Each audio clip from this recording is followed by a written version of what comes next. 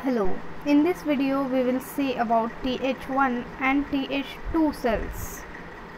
So, existence of functionally polarized CD4 plus T cell responses based on their profile of cytokine secretion.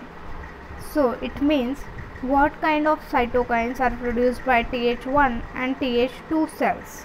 So, type 1 T helper, that is Th1 cell produce interferon gamma, interleukin 2 and TNF beta, whereas type 2, that is Th2 cell produce IL4, that is these are interleukins IL4, IL5, IL10 and IL13. So these are like Th1 cells are pro-inflammatory and Th2 cells produce anti-inflammatory cytokines. So these cytokines are produced, which are interferon gamma, IL2 and TNF beta by Th1 cells, activates macrophages, which are responsible for cell mediated immunity and phagocyte dependent protective responses, whereas the anti-inflammatory cytokines produced by Th2 cells are responsible for strong antibody production, eosinophil activation and inhibition of several macrophage functions, thus providing phagocyte independent protective responses in case of Th2 cells.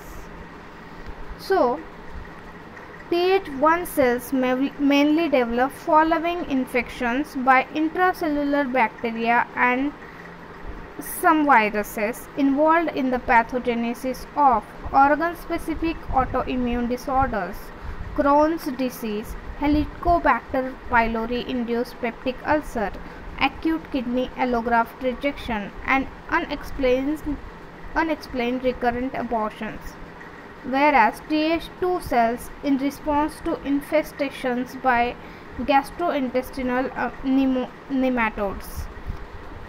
Thus, allergen-specific Th2 responses are responsible for atopic disorders in genetically susceptible individuals.